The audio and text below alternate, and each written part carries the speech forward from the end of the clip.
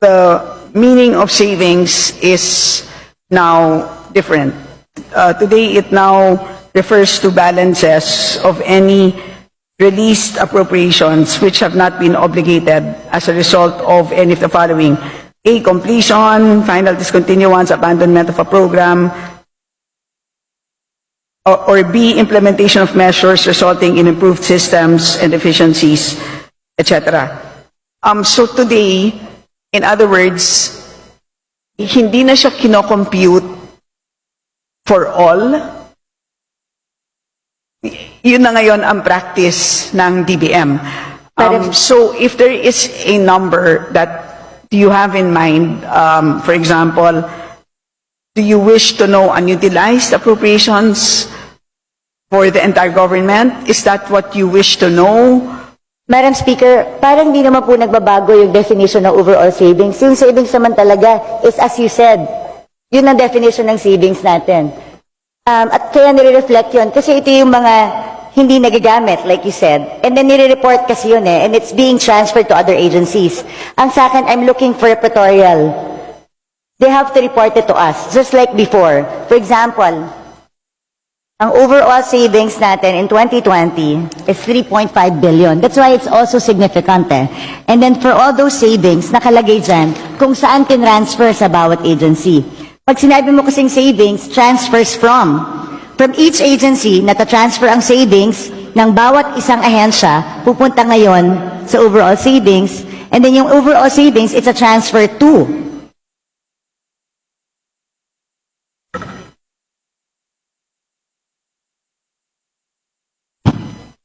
Madam Speaker, it can be provided, but they don't have the figures now.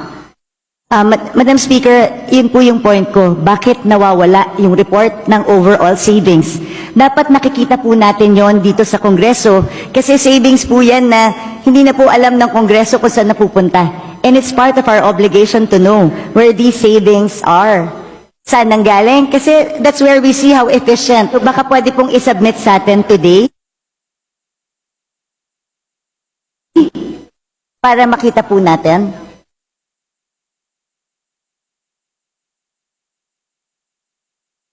Ang pagkakaiba, Madam Speaker, today is that the agencies themselves use their own savings.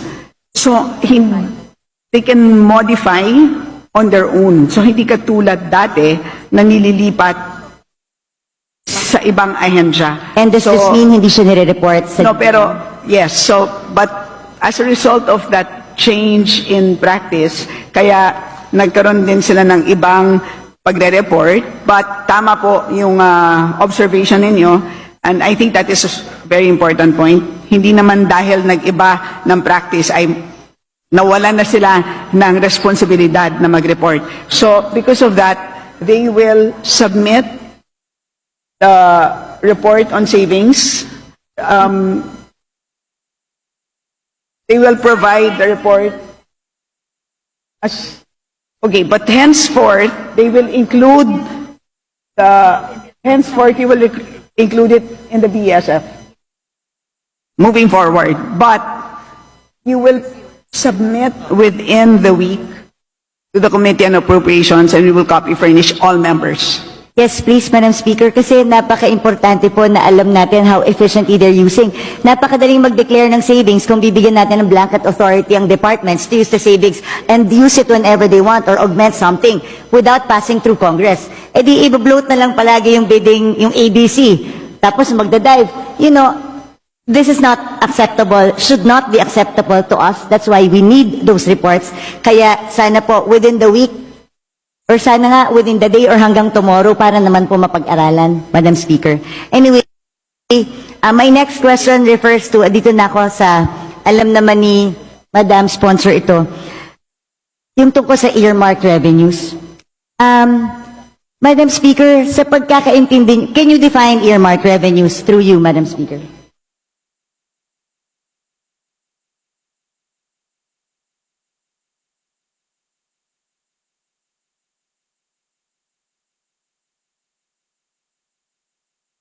Earmarked revenues, Madam Speaker, are identified revenues required by law to be used for designated activities, benefits, or purposes which can be either classified as use of income or special account in the general fund or SAGF.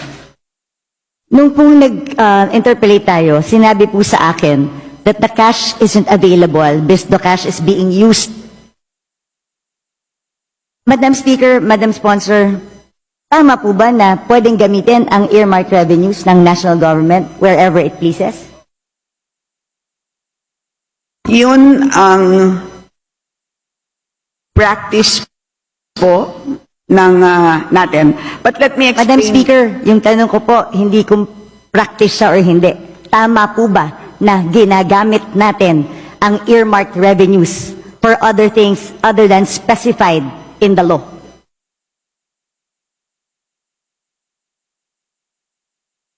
Madam Speaker, if I may be allowed, Yes. parang po siyang, if I may use a comparison, parang pong kung tayo po ay nagde-deposito sa isang bangko, nagdeposito tayo ng 100 piso, iniwan natin sa bangko yung ating 100 pesos. Habang hindi natin kailangan yung 100 pesos na yan, ini-invest ng bangko yung 100 pesos na yan. But at any point in time that we demand 100 pesos plus the interest, dapat ibibigay sa atin ng bangko yung pera natin. At any point in time that we want it, it must be available. So ganun po ang konsepto ng earmarked revenues. Congress earmarks a certain portion, kinokolekta ng ahensya ang revenue, dinedeposito sa treasurer, habang hindi ginagamit ang cash, gagamitin muna ang cash sa pagpapatakbo ng buong government, kasi po ang pangongolekta ng buwis hindi naman po January 1. Meron na tayong buwis. Paano natin babayaran ang sweldo ng ating mga page, ang sweldo ng mga government employees? Wala po tayong ibabayad sa inyo na sweldo kung hindi natin gagamitin ang cash na yan. Pero at any point in time that an agency demands those earmarked revenues, the Treasury must be able to make those funds available. Ganyan po ang ibig sabihin ng earmarked revenues. Madam Speaker, saan po nakasulat na ganun ang ibig sabihin ng earmark revenues? Na pwede siyang gamitin pag hindi ginagamit pa. Kasi malinaw naman po, earmarked accounts and funds are not, the legal basis of an earmark revenue could be a law, a presidential decree, or international agreement. Bawat earmark revenue may batas. At walang blanket authority doon na sinasabing pwede mo munang gamitin habang hindi ginagamit ng agency. Gusto ko lang po makahanap ng legal basis mula umpisa. Asan po ang legal basis na sinasabing pwedeng gamitin ang pondo na in-earmark natin for another thing kasi yung cash naman hindi pa ginagamit ng ahensya. So hiramin ko muna. Paano kung hindi ko na maibalik? Paano kung hindi na tayo makautang? Hindi po ba pag regular ka na tao, ginamit mo ang pera na hindi para doon? Qualified theft na to. O kaya, pwedeng technical malversation of funds if you use it for another thing. Ang tawag po dun sa libro ay Book of Accounts. So, may Book of Accounts at nandun naman po maliwanag ang balanse. So, at any point in time na kung na-question... Madam Speaker, ulitin ko, ano pong batas ang nagsasabi na pwedeng gamitin pangsamantala ang earmark revenue?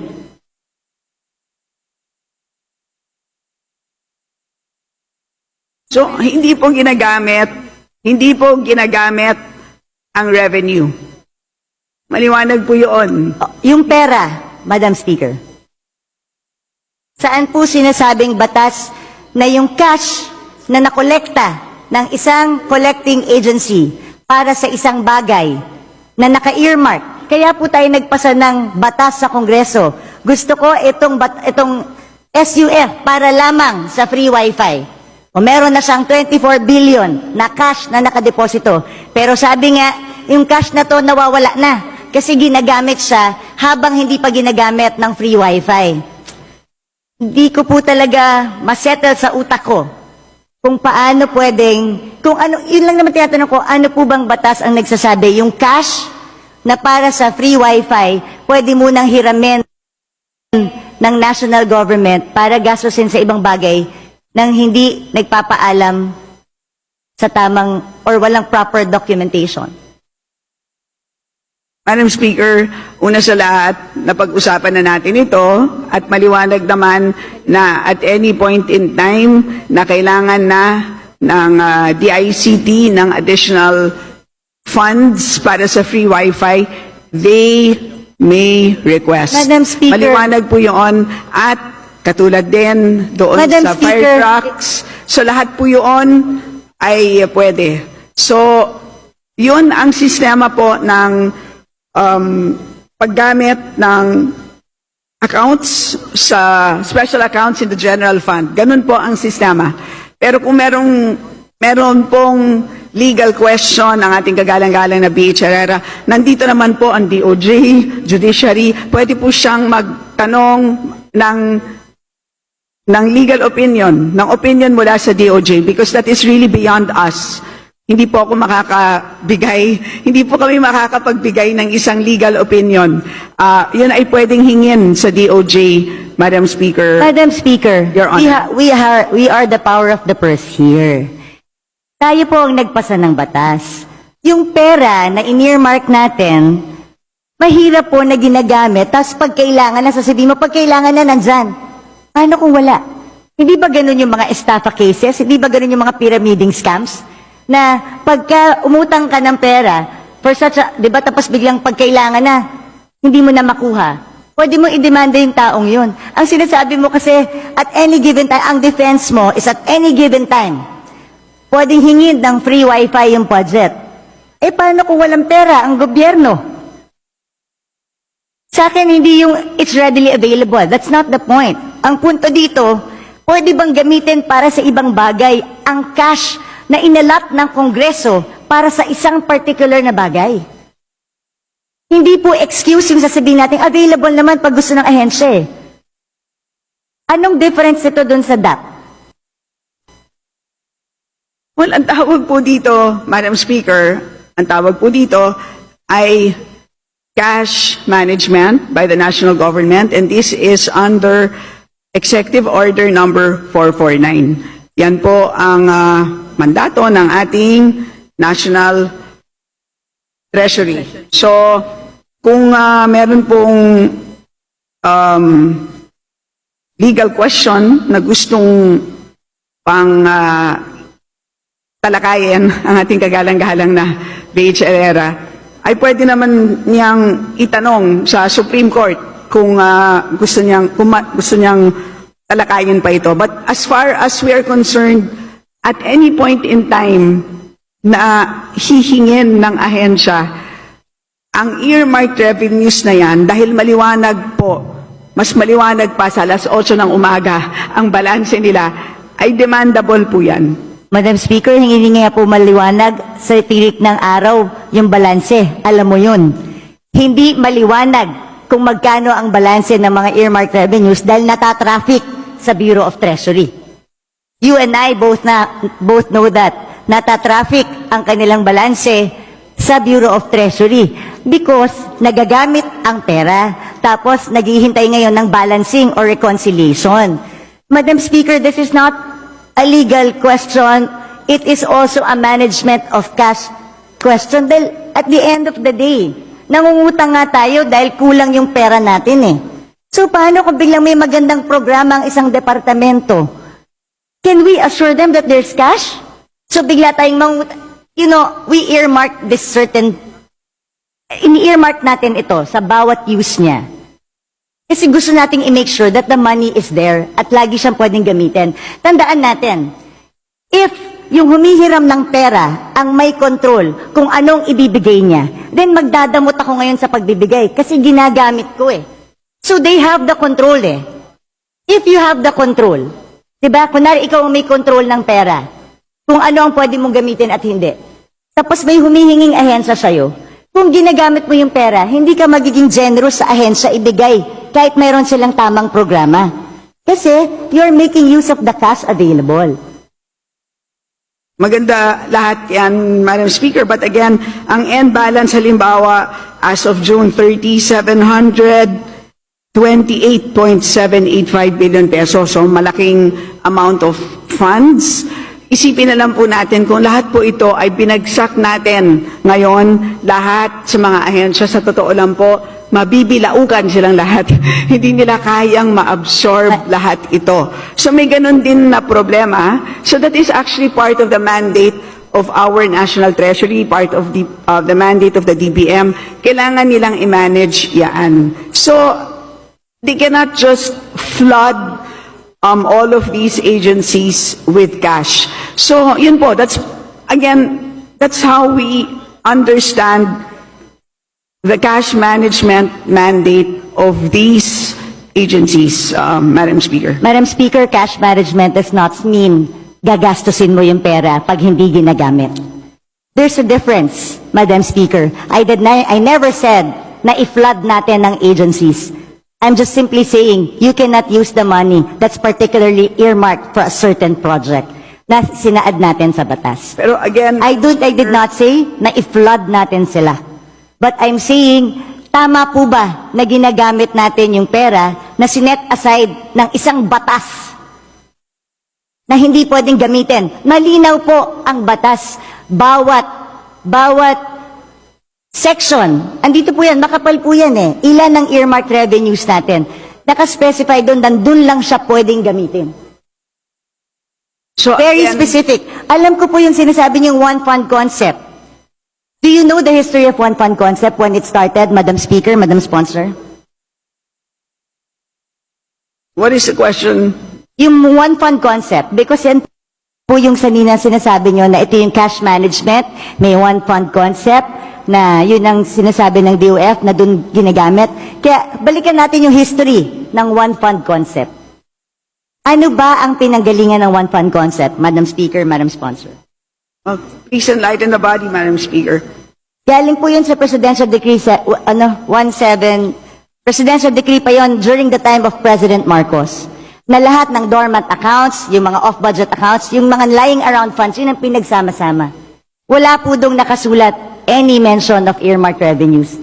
At since 1977 pa po yung Presidential Decree na yun. Hindi pa po na-amend or napalitan ng panibago. Ang sa akin naman, gusto ko lang ilagay sa tama. Pwede naman natin lagyan sa special provision kung talagang gustong gamitin itong pondo na to. Pero ang tanong ko, hindi ba dapat natin malaman sa Kongreso kung saan, kailan hiniram yung 700 billion? Kunwari may 700 billion, anong portion ng 700 billion ang hiniram? Hiniram para sa anong bagay? Tama ba na walang report sa atin na hiniram yung perang to? Tama ba na hindi nag-report sa agency? Kunwari, ako si DICT. Ang alam ko, meron akong 24 billion. Tama ba na hindi magpapaalam sa kanila? Pwede bang hiramin namin ang cash na ito para magamit namin sa ibang bagay? So, Madam Speaker, again, babalik po ako dun sa aking analogy earlier. Ang bangko niyo po ba, tuwing ini-invest yung 100 piso na dineposito ninyo, ay tinatawagan ba kayo para Ay, Madam Speaker, kung ako po ay hindi nag-authorize, pwede ko pong sabihin sa bangko, huwag niyong galawin itong certain portion na to. Because tandaan niyo, hindi mo pwedeng i-relate sa bangko to. Batas ito. May blanket kang pinirmahan sa bangko. Nung nagdeposito ka, alam mo na pwede niyong gamitin para invest. That's part of the contract you paid for when you opened the account. Pero ito, batas ito na pinasa natin na earmark ang certain fund for a certain thing. Wala tayong authority na binigay doon sa ating batas o habang may cash, habang hindi ginagamit, pwede niyong gamitin, national government, kung saan niyo gusto. Pag kinapos tayo, gamitin niyo na. O basta siguraduhin niyo, pagkakailangan ko na, ibalik niyo sa akin. But again, Madam Speaker, what is important is the balance. Paglilinaw lang po kung ano ang balanse ng bawat fund ay intact na intact po yan. Napakahuhusay po ng ating mga empleyado sa ating treasury. Complete po yan. So lahat po ng mga dinadagdag po dyan, lahat ng binabawas, intact po ang balances. Issue lang po because we have a ceiling at every point in time. Today, ang hinaharap natin na ceiling is 6.352 trillion pesos. Can you imagine, kung pinasok po natin itong 728 billion, mauubos yung 6.3 ng 728 billion ng in-earmark ng Kongreso. So paano po yung mga programa na gustong ipatupad ng ating national government? Yun ang mangyayari dito. How will our national government function kung lahat po ng ating earmarked revenues ay pinasok natin lahat doon sa ating total budget ceiling? So yun po ang napakahirap na trabaho ng ating DBM or DBCC. So yun ang naging, ang ganda nga ng konsepto, di ba, ng cash management. So that's what it is. So in other words, when you deposit money sa bangko, yung the exact 100 pesos, serial number 0001, hindi naman yun yung the exact bill na isusoli sa'yo once you make a withdrawal. Diba? Ang usapan lang natin ay nagde-deposit ako ng 100, at any point in time, you are entitled to 100 pesos, any serial amount, any serial number, plus interest. Diba? Yun naman po ang binabantayan natin. Madam It's the Speaker. same concept that we are using for cash management under the National Treasury, Madam Speaker. Madam And to Speaker, remind so you, with the Honorable same, Herrera, that you have 3 minutes more. Madam Speaker, with the same concept, paano yung mga nagsarang bangko? Dahil ginamit nila yung pera eh. Nag-overuse sila ng pera ang diniposito ko eh. So nung nag-withdraw ko, hindi na mabalik sa akin dahil nagsarado yung bangko eh. Like I said, Madam Speaker, again, I believe in the one fund concept, pero mag-amenda tayo ng batas. Isaayos natin. Ano ba sinasabi ko dito ever since all budget hearings? Sayang ang mga pondo sa earmark revenues, sayang ang mga pondo sa off-budget, sayang ang mga dormant accounts. Ilagay natin sa one fund concept, I agree. Pero let's pass a law. Let's amend the PD. Let's amend the presidential decree or magpasa tayo ng batas dito sa Kongreso if we really want to allow that. Yun lang po yung aking palaging sinasabi kasi right now, and mag-report sila sa atin sa Kongreso kung saan nila ginamit at kailan na hiniram yung pera. Madam Speaker, hindi na natin alam saan napunta yung pera na ginamit na yon. Oo, nandyan. Pero nung hiniram nila, para kang nagsabi sa any empleyado, o ito petty cash natin sa opisina. So ibig sabihin, kung meron akong petty cash dito sa opisina, kung merong mga ilangan sandali, ay hiramin ko lang sandali, ibabalik ko naman eh.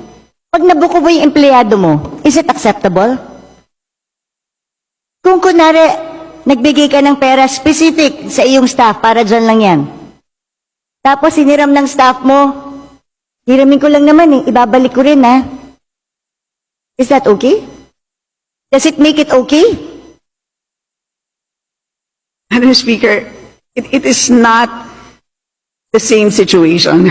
That is, I stand by my position that accounting-wise po, hindi naman ginagastos ang earmark revenue as long as hindi programmed. Intact po ang balances ng ating earmark revenues. Cash-wise, ay fungible naman po siya. So, yun po ang sistema ng cash management. Kung may problema po ang ating kagalang-galang na BH Herrera, again, of course, she's free to file a resolution, file an inquiry, file or solicit an opinion from the DOJ. Sir, Madam Speaker, paano nga pag hindi na ibalik? Paano kung walang pera yung gobyerno? What happens now? Because ginamit natin for other things, pinambayad natin ng utang.